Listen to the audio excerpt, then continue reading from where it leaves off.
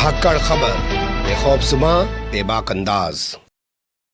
धाकड़ खबर के न्यूज़ से मैं आपके साथ हूं अकरम रईस खान। बॉलीवुड विलेन अमरीश पुरी जैसी दमदार गूंजदार भाषा में बोलने के आदी हो चुके या बोलने वाले देश के रक्षा मंत्री राजनाथ सिंह ने आज फिर से एक बार फिल्मी स्टाइल में बोल वचन जारी किए हैं और फिर से एक बार उन्होंने ये बोल वचन संसद के अंदर जारी किए हैं। हुआ यूं कि वो चंद्रयान 3 पर बात कर रहे थे। विपक्षी नेताओं ने और नेता प्रतिपक्ष अधीर रंजन चौधरी ने मुद्दा उठा दिया चाइना का। बस उसके बाद क्या था कि राजनाथ सिंह पूरे फिल्मी हो गए और कहने लगे कि सीना चौड़ा कर कर चाइना के मुद्दे पर बात करेंगे, लेकिन हलक से इसके अलावा कुछ और निकल ही नहीं पाया और फिर गीत गाने लगे संस्कृति का। जी हां, वही संस्कृति जिसके आधार पर पिछले 9 साल से इन्होंने देश की इमेज पूरी दुनिया के अंदर क्या बनाकर रख दी है। उसी संस्कृति की दुहाई देकर चाइना के मुद्दे पर एक भी शब्द नहीं बोला है राजनाथ सिंह ने। यह बहुत बड़ा घटनाक्रम हुआ है आज लोकसभा के अंदर, जिस पर बहुत ज्यादा बात की जाने की जरूरत है। लेकिन जैसा कि आप जानते हैं कि भोंपू मीडिया और उसके दलाल चाटुकार दंगाई पत्रकार तो अब तलवे छोड़कर कुछ और चाटने में व्यस्त हैं, तो इस घटनाक्रम को दिखाएंगे नहीं। हम आपके सामने ये घटनाक्रम बोलती हुई तस्वीरों की ज़बानी पूरी कहानी के तौर पर रखने जा रहे हैं, लेकिन उससे पहले कुछ चीजें आपके सामने रख देना ज्यादा बेहतर होगा। ये स्क्रीनशॉट मैं आपके सामने लगा रहा हूं जो 38 मिनट के आसपास का है, यानी कि 38 मिनट तक बोले हैं देश के रक्षा मंत्री राजनाथ सिंह। 23-24 मिनट के आसपास जाके वो एक अलग ही संस्कार दिखाने लगे, जिस पर विपक्ष के नेताओं ने सवाल उठाना शुरू कर दिया और कहा कि चाइना के मुद्दे पर बोलिए। उसके बाद लगातार 6 मिनट तक सदन के अंदर हंगामा होता रहा, लेकिन ये बोलने के अलावा कुछ और नहीं बोल पाए राजनाथ सिंह कि सीना चौड़ा कर कर चाइना पर बात करेंगे। न जाने वो सीना कब चौड़ा होगा, या इनका सीना चौड़ा है भी या नहीं, या फिल्मी डायलॉग बोलकर ये जो है एक न्यूज़ बना देते हैं और उसके अलावा इनको कुछ आता नहीं है। कैसे कैसे क्या हुआ है मुझे ज़्यादा बताने की जरूरत नहीं पड़ेगी, आप लोग ध्यान से देखो और सुन लीजिए। अध्यक्ष महोदय, मैं देश का रक्षा मंत्री हूं।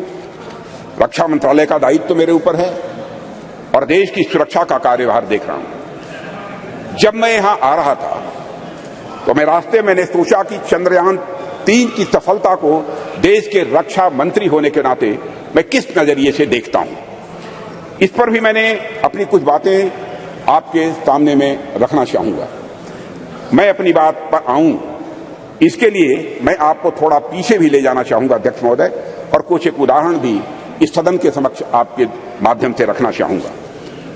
आप सभी सदन के लोग अच्छी तरह अवगत हैं कि कुछ ही समय पहले हमारे प्रधानमंत्री मोदी जी ने के प्रयासों से काशी तमिल संगमम का भव्य और सफल आयोजन किया गया था। उसके कुछ समय बाद ही सौराष्ट्र तमिल संगमम का भी आयोजन उनके द्वारा किया गया था। अध्यक्ष महोदय, इसके पहले का एक और उदाहरण देखिए कि सरकार के प्रयासों से कैसे उज्जैन में बाबा महाकाल के क्षेत्र में भव्य कॉरिडोर का निर्माण किया गया। विश्व की प्राचीनतम नगरी ज्ञान नगरी काशी में बाबा विश्वनाथ धाम के परिसर के पुनरुद्धार का काम भी वहां पर किया गया। प्रधानमंत्री मोदी जी ने बाबा विश्वनाथ के चरणों में श्रद्धा के सुमन अर्पित किए अध्यक्ष महोदय। और राम मंदिर का एक और उदाहरण इसके साथ ही अध्यक्ष महोदय मैं देना चाहूंगा। जो रामचंद्र जी देश के जनमानस में निवास करते हैं, उन राजा जी को अयोध्या में निवास करना कितना मुश्किल कार्य हो गया था। जाने कितनी पीढ़ियां इस प्रतीक्षा में ही निकल गई कि रामलला के मंदिर का निर्माण कभी होगा कि नहीं होगा।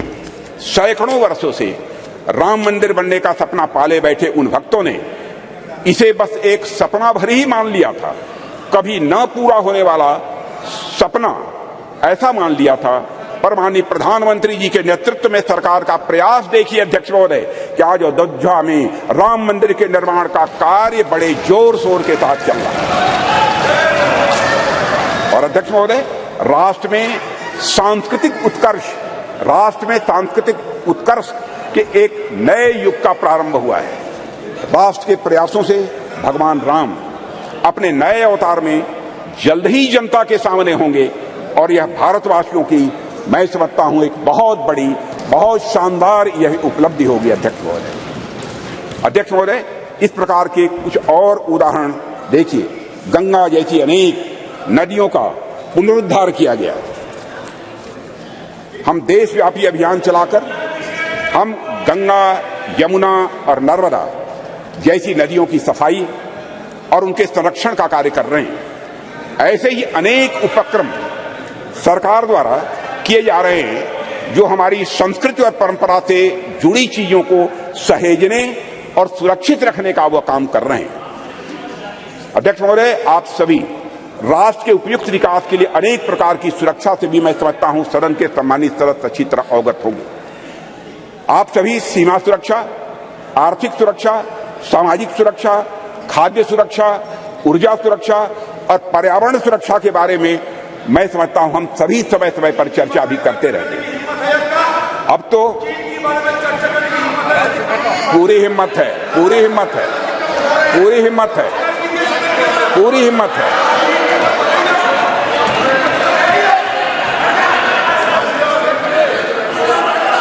पूरी हिम्मत है,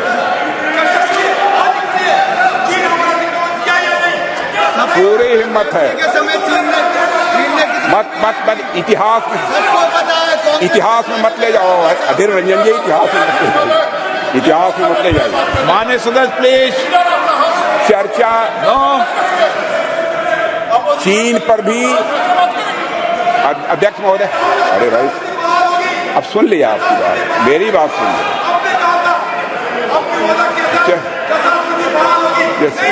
माननीय सदस्य आपको मौका देंगे जब आप बोलना सबको पर्याप्त समय पर्याप्त अवसर मिलेगा।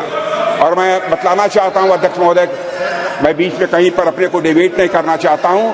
मैं चर्चा करने को तैयार हूं और सीना चौड़ा करके मैं चर्चा करने की कोशिश कर रहा हूं।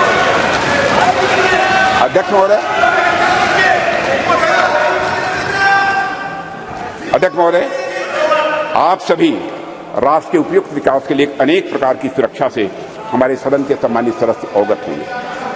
आप सभी सीमा सुरक्षा, आर्थिक सुरक्षा से अवगत होंगे। आप सभी सीमा सुरक्षा, आर्थिक सुरक्षा, सामाजिक सुरक्षा और खाद्य सुरक्षा, ऊर्जा सुरक्षा और पर्यावरण सुरक्षा के बारे में भी अवगत होंगे। अब तो स्पेस और साइबर सुरक्षा, स्पेस और साइबर सिक्योरिटी जैसे नए नए डायमेंशन की इसमें जुड़ गए हैं अध्यक्ष महोदय। पर इनके साथ ही अध्यक्ष महोदय, सिक्योरिटी का एक और भी आयाम है जिसमें सुरक्षा उतनी ही आवश्यक है जितनी बाकी सब में है, और वह डायमेंशन है हमारी संस्कृति का, हमारी कल्चर का। और इसे मुझे कोई नाम देना हो तो उसे मैं सांस्कृतिक सुरक्षा और कल्चरल सिक्योरिटी का नाम यहां देना चाहूंगा।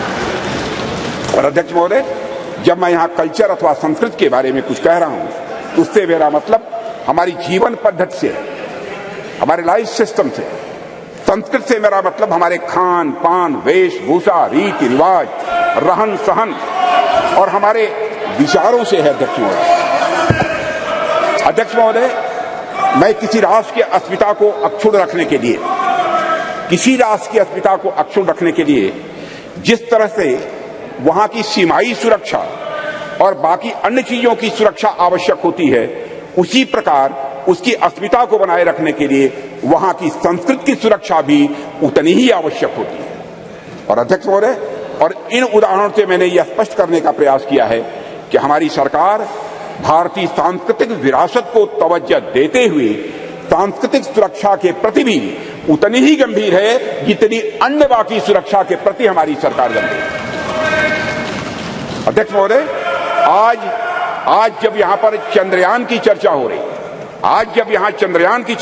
है, तो मैं सांस्कृतिक पुनर्जागरण के इन उदाहरणों को आपके सामने क्यों रख रहा हूं। अध्यक्ष महोदय, वैसे तो ये दोनों निश्चित रूप से अलग अलग विषय हैं, इसमें कहीं दो मत नहीं है, पर ध्यान से देखेंगे तो यह सदन के सभी सम्मानित सदस्य यह पाएंगे कि इनके भीतर एक गहरा संबंध है, इन दोनों के बीच एक गहरा रिश्ता है।